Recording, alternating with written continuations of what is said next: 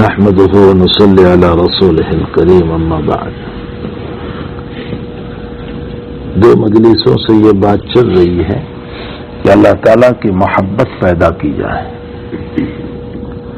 اس لیے کہ جب کسی سے محبت ہو جاتی ہے تو کام کرنا آسان ہو جاتا ہے۔ یہ دنیا کا دستور ہے کہ جب محبت ہوتی ہے تو کام کرنا آسان ہو جاتا ہے، جب محبت نہیں ہوتی ہے تو کام کرنا مشکل ہو جاتا ہے۔ اللہ کی محبت کیسے پیدا ہو؟ پہلی مجلس میں بزرگوں کے اقوال سے میں نے بتایا تھا، اللہ سے اللہ کی محبت مانگی جائے، اللہ ہی سے اللہ کی محبت مانگو، اللہ آپ کی محبت ہمیں عطا فرما دیجیے۔ حضور پاک صلی اللہ علیہ وسلم نے ہمیں دعا سکھائی، اللہم انی اسألک خیر المسألہ وخیر الدعاء وخیر الاجابہ۔ اللہ ہمیں مانگتے نہیں آتا، مانگنے کا طریقہ تو سکھا دے، ہمیں دعا کرتے نہیں آتا، دعا کا طریقہ تو سکھا دے، ہماری دعا کو تو اچھے انداز میں قبول فرما لے۔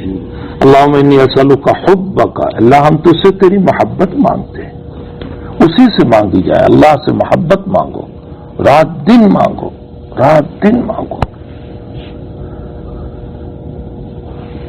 مفتی شفیع صاحب رحمۃ اللہ علیہ نے ایک واقعہ لکھا ہے کہ ایک بزرگ تھے، فرمایا وہ اللہ سے ہر وقت دعا کرتے تھے، اللہ مجھے خوب مال دے۔ بزرگ تھے، کہتے تھے اللہ مجھے خوب مال دے، خوب مال دے، خوب مال دے۔ تو کسی نے پوچھا کہ حضرت یہ بار بار آپ اللہ سے مال کا سوال کر رہے ہیں، خوب مال دے، اللہ مجھے خوب مال دے۔ فرمایا ہاں، دو وجہ ہے۔ ایک وجہ تو یہ ہے کہ شیطان مجھ کو پریشان کرتا ہے کہ اتنی عبادت کر رہا ہے، کیا دیا تیرے اللہ نے؟ تو میں اس کو جواب دینا چاہتا ہوں کہ یہ میرے اللہ نے دیا، یہ میرے اللہ نے دیا۔ اور دوسرا، دنیا کے فاسق لوگ کہتے ہیں کہ ان عبادتوں سے کیا ملتا ہے، میں ان کو جواب دینا چاہتا ہوں کہ میرے اللہ نے دیا۔ پھر اس کے بعد مفتی شفیع صاحب رحمۃ اللہ علیہ نے لکھا، اللہ سے مچل کے مانگو۔ فرمایا بے تکلف ہو جاؤ اللہ سے مانگنے میں، بے تکلف، بد تہذیب بن کر نہیں مانگنا ہے، لیکن بے تکلف بن کر مانگنا ہے۔ یاد رکھنا، یہ علماء فرق جانتے ہیں۔ بد تہذیب کا معنی تو اللہ کی شان میں غلط سلط جملے بولنے لگ جائے، نہ بولنے کے کلمات اللہ کے باب میں ہم بولیں، اور بے تکلف ہو کر وہ اللہ ہمارا ہے۔ میں اکثر ایک بات کہا کرتا ہوں، وہ خالق سب کا ہے لیکن دوست ہمارا ہے۔ قرآن کریم میں اللہ تعالیٰ نے انما ولیکم اللہ ورسولہ والذین آمنوا، مومنوں کا دوست قرار دیا اللہ تعالیٰ نے اپنے آپ کو، کہ وہ دوست ہے مومنوں کا، سب کا خالق ہے۔ اسی نے ساری دنیا کے بے ایمانوں کو بھی پیدا کیا، ساری دنیا کے فاسق و فاجر کو بھی پیدا کیا، سب کو، لیکن دوست ہمارا ہے۔ تو دوست بے تکلف ہو کر مانگو۔ مفتی شفیع صاحب فرماتے ہیں مچل کے مانگو اس سے، اور دیوانے ہو کر اس سے مانگو، تو اللہ سے اللہ کی محبت مانگو۔ میں نے پہلی مجلس میں یہ ذکر کیا تھا۔ دوسری مجلس میں بزرگوں کے اقوال نقل کیے تھے کہ اللہ کا ذکر خوب کرو، اس لیے کہ ذکر سے مذکور کی محبت پیدا ہو جائے گی۔ جس کا ذکر بار بار کرتے ہیں نا، دلوں میں اس کی محبت پیدا ہو جاتی ہے۔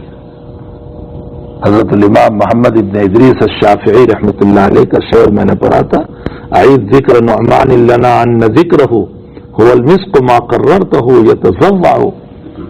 نعمان ابن ثابت ابو حنیفہ کا خوب ذکر کرو، اس لیے کہ جتنا ذکر کرو گے اتنی وہ خوشبو دیتا ہے۔ یہ خود امام شافعی رحمۃ اللہ علیہ نے امام ابو حنیفہ کے باب میں کہا ہے۔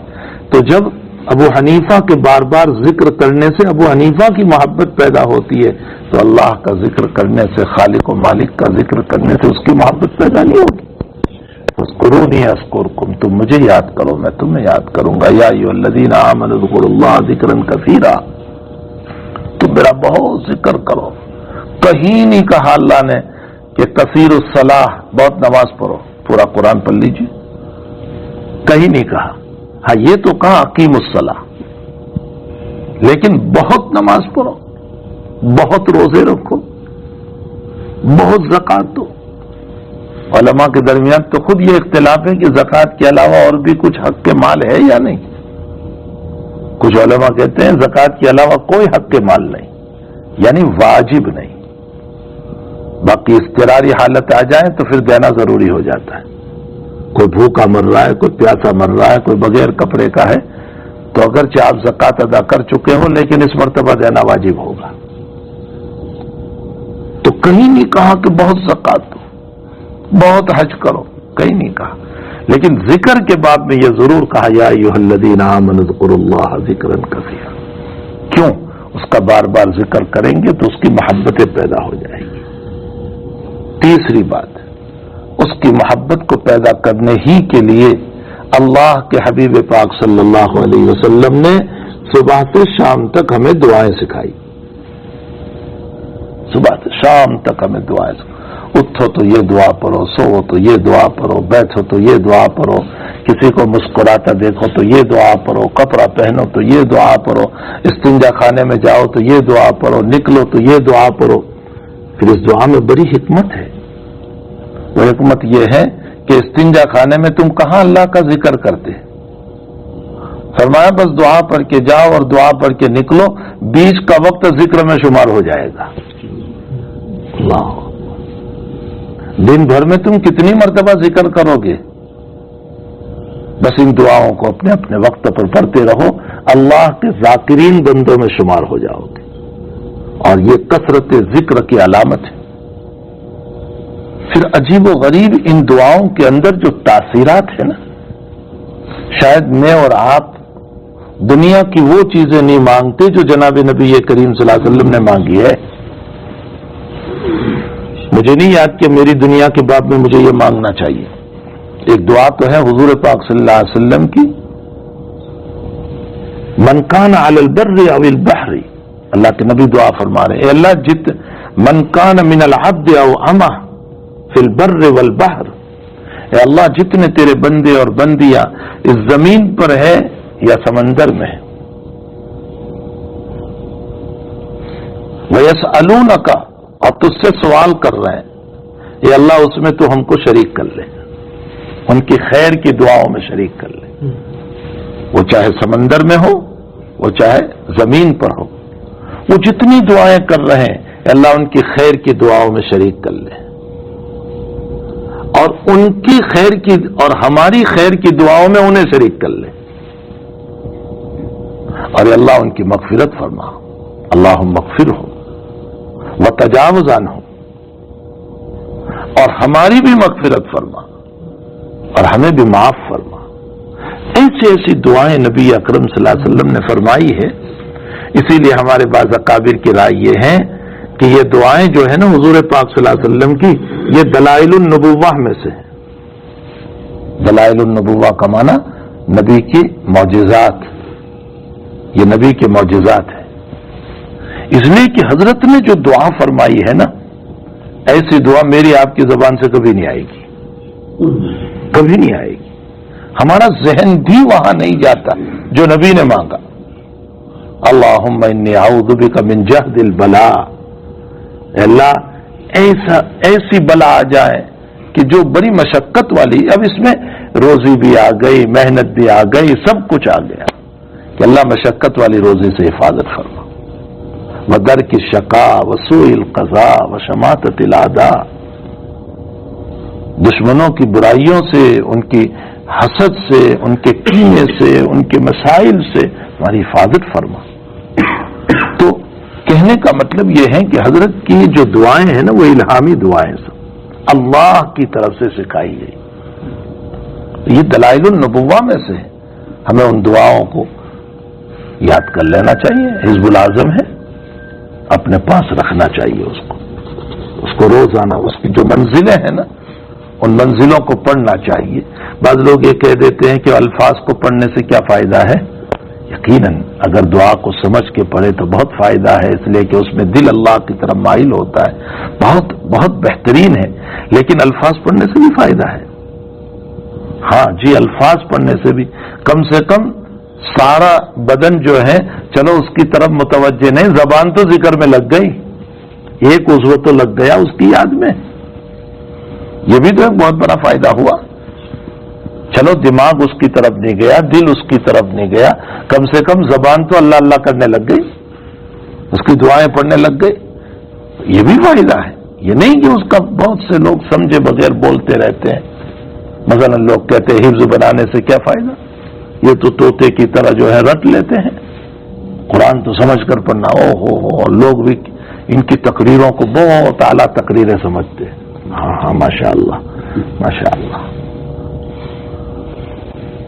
بھائی یقیناً قرآن کو سمجھنا چاہیے. قرآن ہماری ہدایت کے لیے اترا, لیکن حفظ کا بھی فائدہ ہے. وہ یہ کہ قرآن ذکر ہے. افضل ذکر کلام اللہ, اللہ کا ذکر ہے یہ تو سب سے افضل. اور قرآن کو پڑھو گے الفاظ میں تو کم سے کم ذکر تو ہو رہا ہے, ذکر ہی تو ہو رہا ہے. تو اتنا بڑا فائدہ ہے. اسی لیے جناب نبی کریم صلی اللہ علیہ وسلم نے جب مثال دی تو ارشاد فرمایا کہ جو الف لام میم پڑھے گا حق تعالیٰ اس کو 30 نیکی عطا فرمائیں گے, 30 نیکی. اس لیے کہ میں یہ نہیں کہتا ہوں کہ الف لام میم پورا حرف ہے. الف ایک حرف, لام ایک حرف, میم ایک حرف, 3 حرف ہے. حضرت جب مثال دے رہے ہیں قرآن کی تلاوت کی تو ایسے لفظ سے مثال دے رہے ہیں جس کا معنی قیامت تک کسی کو معلوم نہیں. الف لام میم کا معنی معلوم ہے کسی کو؟ سارے مفسرین کیا لکھتے ہیں؟ اللہ اعلم بمرادہ بذالک, اللہ اس کی مراد کو بہت جانتا ہے, کسی کو معلوم نہیں. کاف یا عین صاد کا کیا معنی؟ نبی علیہ السلام ایسے لفظ کی مثال دے رہے ہیں جس کا معنی کسی کو معلوم نہیں. نبی تو خود ہی اشارہ کر کے گئے کہ بغیر معنی کے پڑھو گے تو بھی ثواب ملے گا. حضرت تو خود ہی اشارہ کر کے گئے کہ بغیر سمجھ کے پڑھو گے, بغیر معنی کے پڑھو گے تو بھی ثواب تو ملے گا. اس حدیث پر غور فرمائیں. آخر حضور نے یہ کیوں نہیں فرمایا ذالک الکتاب لا ریب فیہ جو پڑھے گا اس کا معنی معلوم ہے؟ الف لام میم ہی کا لفظ کیوں فرمایا؟ تو بہرحال قرآن کریم کے بڑے فضائل ہے, مناقب ہے.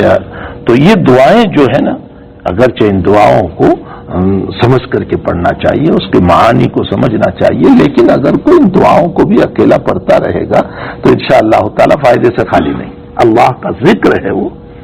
اور اس کے ساتھ ساتھ دوسری بات یہ ہے کہ کچھ ذکر جو ہیں یہ جو مل کر کے ہم کرتے ہیں نا, اس میں بھی بڑا فائدہ ہے.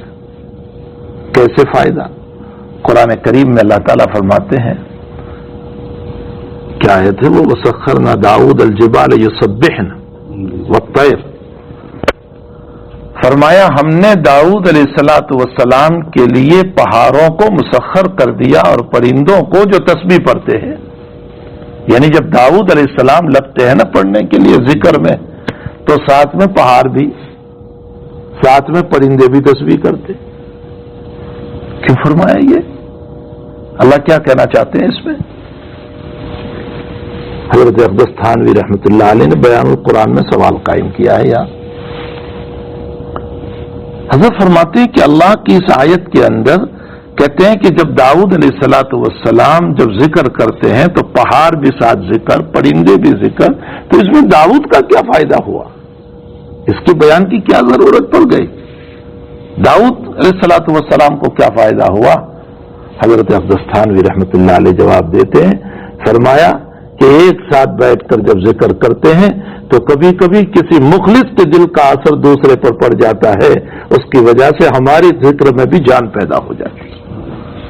فرمایا داؤد تیرے ذکر میں پہاڑوں کے ذریعے سے اثر ہوگا, پرندوں کے ذکر سے اثر ہوگا.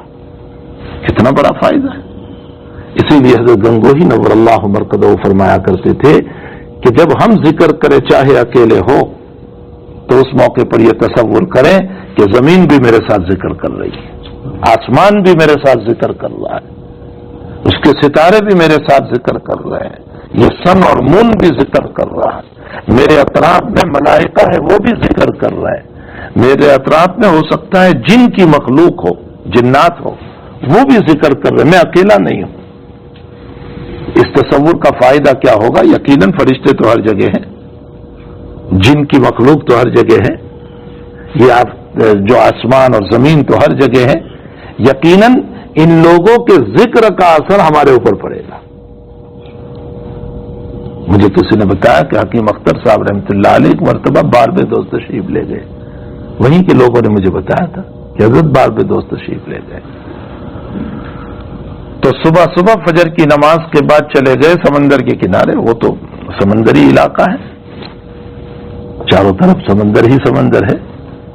تو سمندر کے سارے خلفاء کے ساتھ, مریدین کے ساتھ, سب کے ساتھ وہاں چلے گئے اور وہاں بیٹھ کر ذکر کیا.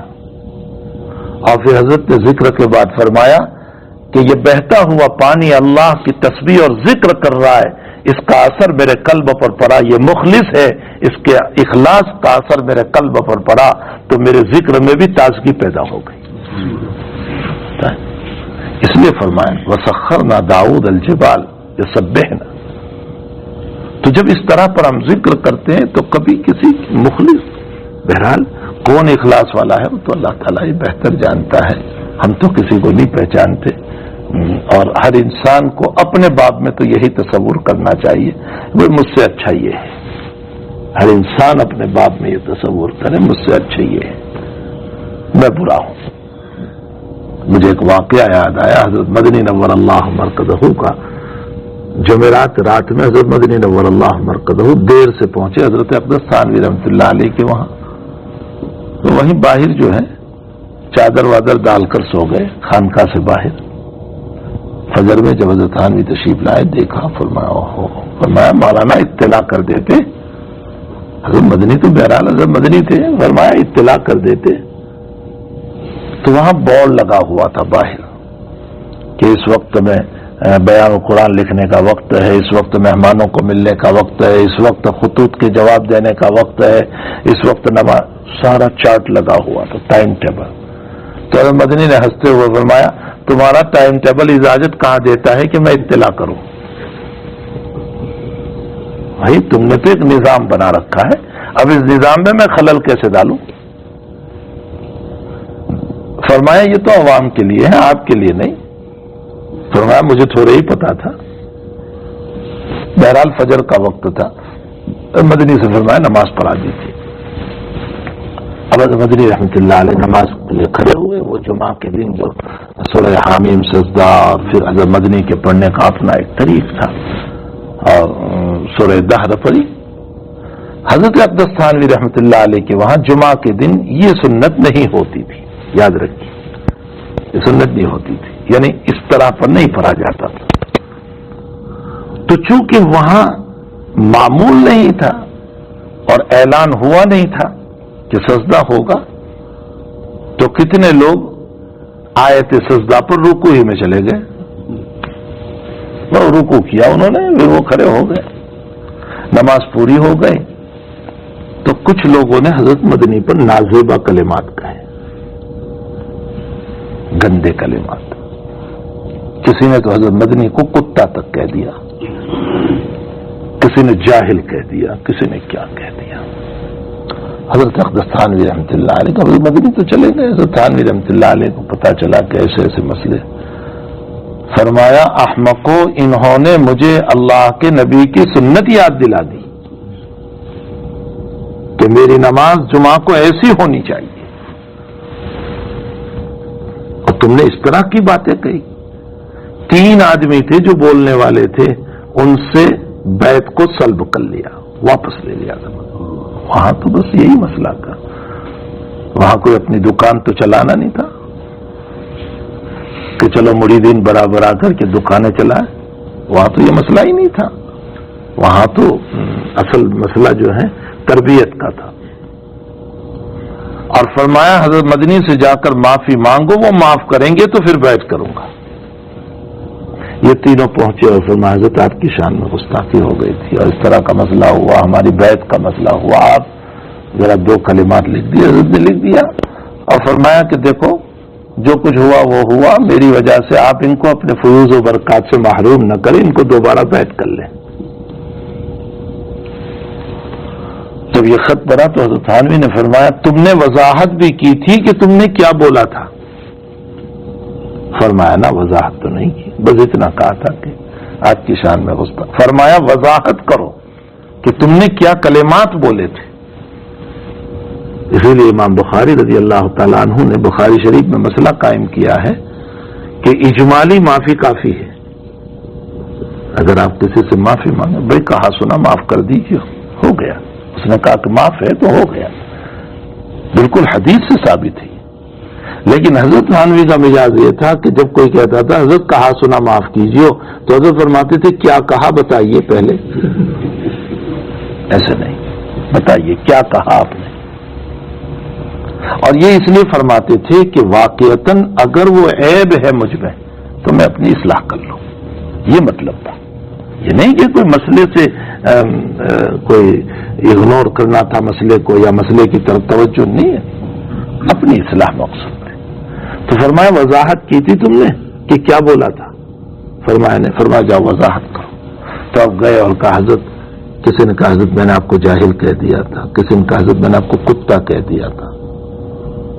تو اب حضرت مدنی کا خط جا رہا ہے، وہ دیکھو، اس کو ہم ہر ایک اپنے دل پر نوٹ کر لے. اس کو حضرت مدنی نے خط لکھا کہ مولانا اگر میں اللہ کا مقرب ہوں تو ان کے کتا اور خنزیر کہنے سے کوئی فرق نہیں پڑتا. اللہ، اگر میں اللہ کا مقرب ہوں تو ان کے کتا اور خنزیر کہنے سے کوئی فرق نہیں پڑتا ہے. اور اگر میں اللہ کا مردود ہوں تو کتے کا لفظ چھوٹا ہے، حسین احمد تو خنزیر بولنے کے قابل ہے. ہائے ہائے ہائے. ہمیشہ اپنوں کو، اپنی ذات کو تو یہ سمجھے کہ بھئی میں گنہگار، مجھ سے اچھے یہ. اس کا فائدہ کیا ہوگا؟ اس کا فائدہ یہ ہوگا کہ ہمیشہ لوگوں کی عزت و احترام دل میں پیدا ہوگا. اور اگر میں اور آپ اپنے آپ کو بڑا سمجھتے رہیں، آپ کو چھوٹا سمجھتے رہیں، تو نتیجہ یہ ہوگا کہ ہمیشہ میں دوسروں کی حقارت، تذلیل، ذلتی، غیبت، ان ساری باتوں میں مبتلا رہوں گا. اسی لیے حضور پاک صلی اللہ علیہ وسلم نے ہم کو دعا سکھائی، اللہم اجعلنی فی عینی صغیرا. اے اللہ، میں جب میری ذات کو دیکھوں تو میں اپنے آپ کو معمولی سمجھوں، حقیر سمجھوں، چھوٹا سمجھوں. وفی اعین الناس کبیرا، اور اے اللہ لوگوں کی نظر میں www.attableek.com تذلیل کا مسئلہ نہ ہونے پائے میرا. کیسی بہترین دعا سکھائی ہے. تو بہرحال تیسرا طریق یہ ہے کہ دعائیں خوب کی جائیں، اور نبی علیہ السلام نے جو دعائیں بتائی ہیں ان دعاؤں کا اہتمام کیا جائے. اس سے بھی آپ تعالی جل شانہ کی محبت دل میں پیدا ہوگی. ہر چیز جب اللہ ہی سے مانگیں گے تو اس سے محبت پیدا ہو جائے گی. بھائی دنیا کے اندر میں 1 مرتبہ مانگوں، 2 مرتبہ مانگوں، 4 مرتبہ، پھر آپ کب تک مجھے دیتے رہو گے؟ مانگنا تو بہت دور کی بات، 2-5 مرتبہ فون کرو تو بھی لوگ غصے ہو جاتے ہیں. اب تو یہ کیا بار بار فون کرتا رہتا ہے؟ فون کو برداشت نہیں کرتے. وہ رب کریم تو وہ ہے کہ 24 گھنٹے اس کے سامنے ہاتھ پھیلاتے رہو، کبھی ناراض نہیں ہوتا، کبھی ناراض ہوتا ہی. اسی لیے میں آج کتاب دیکھ رہا تھا، صاحب روح المعانی کو جب میں نے دیکھا، مجھے ایک مضمون دیکھنا تھا، وَمَا اللَّهُ يُرِيدُ ظُلْمًا لِلْعِبَادِ، وَمَا اللَّهُ يُرِيدُ ظُلْمًا، اللہ تعالیٰ اپنے بندوں پر ظلم کا ارادہ نہیں کرتا. وہاں جو صاحب روح المعانی نے نقطہ لکھا تو میں بلا مبالغہ آپ سے کہتا ہوں کہ میری آنکھوں سے آنسو آ گئے. اللہ اکبر. اللہ ظلم تو بہت دور کی بات اپنے بندوں پر، صاحب روح المعانی لکھتے ہیں ظلم کا ارادہ بھی نہیں کرتا. لفظ دیکھیں اللہ نے کیا استعمال کیا. ہمارا ذہن نہیں جاتا اس کی طرف، ہمارا ذہن کبھی نہیں گیا اس نقطے کی طرف کہ وَمَا اللَّهُ يُرِيدُ، ظلم کرنا تو درکنار، وہ ظلم کا ارادہ بھی نہیں کرتا. اب وہ کیوں اپنے بندوں پر ظلم کرے گا؟ ما يفعل اللہ بعذابکم ان شکرتم وآمنتم، کیوں ظلم کرے گا؟ اور چوتھی بات میرے بھائیوں، اللہ کی محبت پیدا کرنے کی یہ ہے کہ اللہ کی نعمتوں کو بار بار یاد کیا جائے. سماوی زمینی نعمتوں کو یاد کریں. یہ آسمان، یہ زمین، اللہ تعالیٰ یہ آفتاب جو روزانہ طلوع ہوتا ہے، یہ کتنی بڑی نعمت ہے. اس میں جو شعاعیں نکلتی ہے، یہ تمہارے ڈاکٹر کہتے ہیں کہ صبح کی دھوپ میں بیٹھنے سے تمہارے بدن میں وٹامن پیدا ہوتی ہے نا. تمہارے ڈاکٹر کہتے ہیں کہ صبح کی دھوپ میں بیٹھو گے تو تمہارے بدن میں وٹامن پیدا ہوتا ہے. یہ جو دھوپ نکل رہی ہے نا، سائنسی تحقیق میں آپ کو بتاؤں، اس میں نفع کی چیز بھی نکل رہی ہے اور اس میں نقصان کی چیز بھی نکل رہی ہے. اوزون کر کے اس وقت کی سائنس نے ثابت کیا ہے کہ اللہ تعالیٰ نے ایک چھلنی پیدا کی ہے، اوزون اس کا نام رکھا ہے سائنس نے. کہ اس کی دھوپ جو ہے اس چھلنی سے ہو کر آتی ہے، نفع والی دھوپ باڈی کو لگتی ہے، نقصان والی وہی نکل جاتی ہے. یہ اوزون کی چھلنی کس نے پیدا کی؟ کسی سائنس نے پیدا کی. سائنس تو خالی ثابت کر رہی ہے. اور کیسی چھلنی ہوگی یہ تو ابھی تحقیق میں ثابت کر رہے ہیں کہ یہ چھلنی ہے، ورنہ جب سے آسمان بنایا اور آفتاب بنایا تبھی سے وہ تو ہوگی. میرے آپ کے گھر میں آٹا چھننے کے لیے چھننی 1 سال میں بدلنا پڑتا ہے. یہ کائنات بنی ہے تب سے اللہ نے بنائی ہے اور بدلنے کا کوئی سوال پیدا نہیں ہوتا. اللہ اکبر. اور وفی انفسکم افلا تبصرون، ہماری ذات میں نعمت ہے اللہ تعالیٰ کی. کیسی نعمت ہے، کیسی. حق تعالیٰ بھوک پہ، چلو دنیا میں تو تھرمامیٹر ہوتے ہیں یا میٹر لگے ہوئے ہوتے ہیں کہ پیٹرول ڈیزل گیس ختم ہو رہا ہے، بہت کم باقی رہ جائے، میں کسی گیس اسٹیشن پر کھڑے ہو جاؤ ورنہ ابھی بیچ میں گاڑی بند ہو جائے گی. لیکن اس کا گیس ختم ہو جائے تو کون سا میٹر ہے کوئی میٹر؟ حق تعالیٰ نے بھوک کا میٹر پیدا کر دیا، بھوک پیدا کر دیا. عجیب و غریب ہے، یہ میٹر ہے. اور اسی بھوک پر بے چینی پیدا ہو جاتی ہے اور اس بے چینی پر انسان کھانا کھاتا ہے.